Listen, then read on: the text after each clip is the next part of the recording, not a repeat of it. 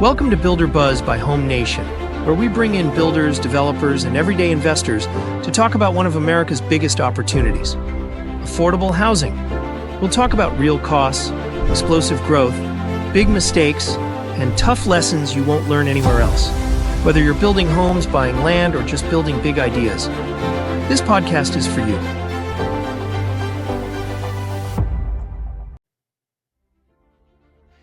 Today I'm sitting down with Alexa with EcoPreserve, and what they do is connect the dots between the compliance requirements that the government will have with sustainability and, say, green building, and some of the incentives that the government provides. And they just bring clarity on, hey, how do we get into compliance, and how do we also reap the rewards, frankly, of some of these code requirements that the government has, where then they'll also allow better loan rates for my customers. They'll also give some tax credits. They have a bunch of different incentives that your typical builder just isn't aware of, because it's just a bunch of bunch of requirements in the code that your day-to-day builder may not be aware that they're just sitting on some benefits that really could make or break a deal.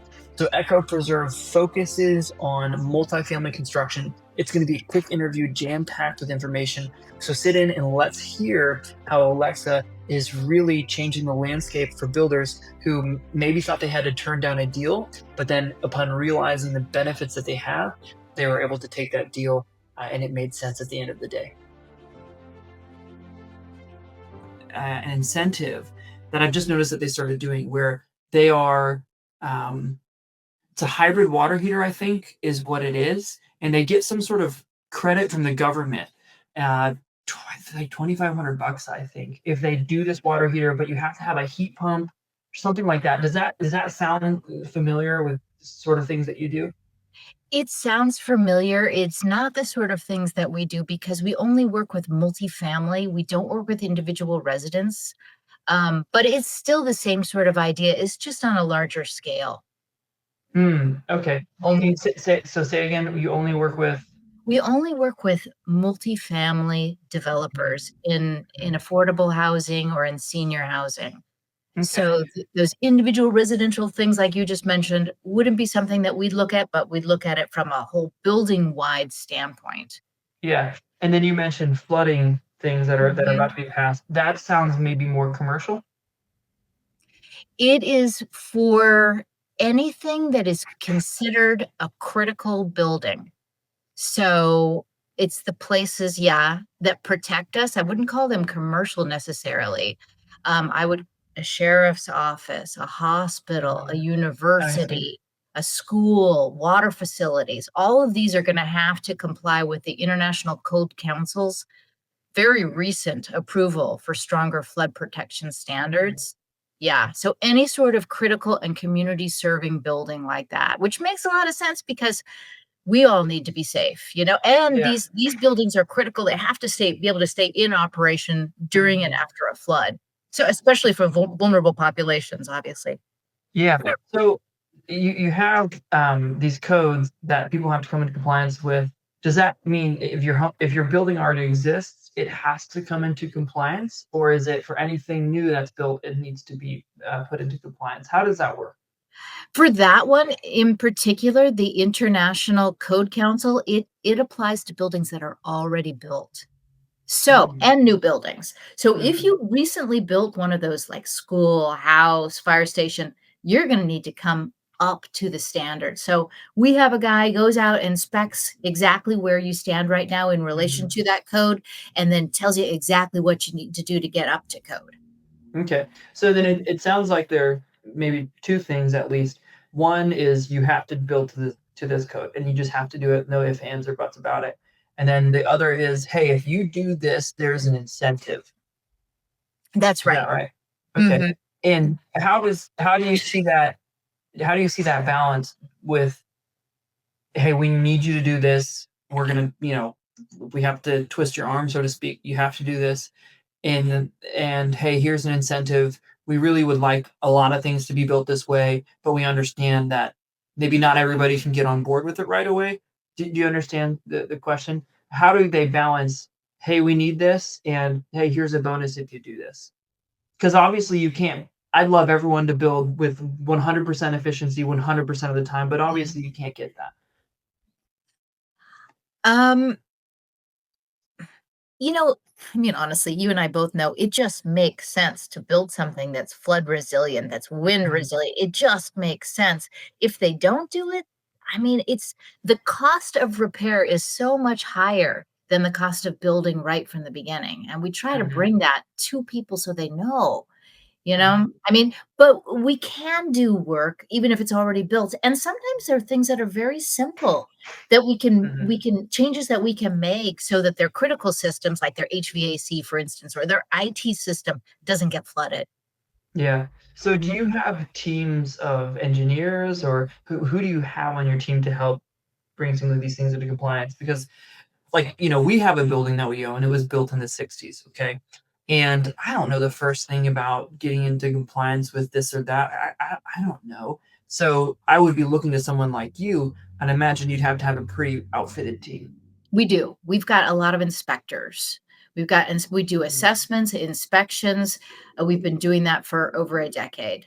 That's exactly what we do. I mean, we can also look at the drawings if it isn't completed yet, but if for a building like yours, we'll just come right out there and we'll inspect it. We've got different standards that we can inspect it to, depending on what the client might like, whether it's an mhm. ANSI standard or an international standard, and it also depends on where you're located, right? Like we're in Florida, so we're always thinking about flooding, but other Yeah. people are thinking about wind, other people are thinking about fire.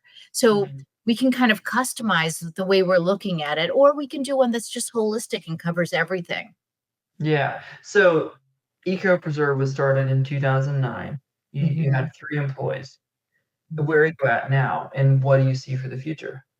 We're now at 20 employees, and we've got such a phenomenal team because the way things work now, you can really have the very, very best employees, and they don't all have to Yeah. be where we happen to be in Florida.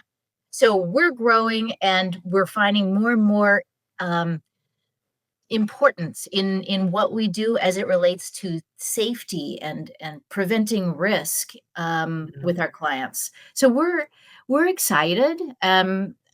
I mean, I wish that every building would be looking at their resilience before they built. Yeah. I wish that every building would look Mhm. at their resilience after they're built. It doesn't matter when, but we Mhm. should be doing it. Yeah. So, and when our inspectors come, I mean, they have a really good way of translating things. So it makes sense to people. Mhm. So, It's good. mhm. So in kind of in closing here, can you give us, when people hear inspectors, when they hear compliance, when they hear energy efficiency, when they hear flooding risk mitigation and what have you, like I imagine builders are not like just busting down the door. I want to do those sorts of things. Like so some there can be some of like, oh no, I gotta get into compliance. I gotta deal with lawyers. I gotta deal with code changes. I headaches. Those sorts of things can come to mind, which is maybe a misrepresentation of what really should come to mind. So can you just give us some insight in how should our perspectives change on that? And how does EcoPreserve enter the picture and say, hey, there's actually a benefit to these things? Yes, you're right. It is kinda it seems like a hassle, but it's so important, and so we come in there and we just make it simple. We help to translate Mhm. the codes, the incentives, we can get them going on resilience best practices, just put those in action. We want to make sure that every project is safe and really future proof. I think if people took a look at how much it's going to cost them if they don't do these things, Yeah, then they would be really compelled to do them. But human nature is not necessarily to look forward, right? We just kind of wait till yeah, it happens and then repair it the same way, which is really not a good approach from risk, human lives, yeah, insurance, repair, down business time. So we exactly. try Yeah, to convey that to people. yeah. What are some of those incentives that a builder might be sitting on and they don't even know it? There's incentives for your utility companies, there's tax credits, there's preferred loan terms. Mhm. Um, we have a stack of about six. I mean, you Yeah. could save hundreds of thousands of dollars, and I'm talking really about multifamily at this Sure. point, but it's Hmm. huge. It is very significant. It can make the difference, like, if you're just thinking about building a Hmm. multifamily, it could make the difference between whether it makes sense or it doesn't make sense on paper. Wow. Mhm. Really? Yeah, Have you found some instances where that was really the case? yeah. Wow. Mhm. That's incredible. Yeah, And so you stepped in and said, "Hey, this makes sense. Here's the, incentive you're going to get out of it." yeah. Mhm. Fantastic. Well, I love that, Alexa. I appreciate your time. I know that you've got to run. You've got a lot of things going on. What if someone hears this and they're interested and, hey, I want to know these incentives. I want to know this. How should they get in touch? Um, so have them send an email to me. It'll come to me. It'll be at info@ecopreserve.net. Awesome. Well, fantastic. Mhm. Is there anything else you want to add? Sorry. You could also, give everyone our website, which is ecopreserve.net. Yes. Yeah, we're happy to help. Fantastic. Mhm. Yeah. Good. Well, thank you, Alexa. Thank you for your time, everyone. It's been great. It's been quick, but that was a lot of information. If you're a builder out there, particularly in multifamily, there are incentives that might make or break the deal for you, and EcoPreserve can really help connect those dots. Thanks, everybody. Stay safe. Yes. Thank you. We'll see ya.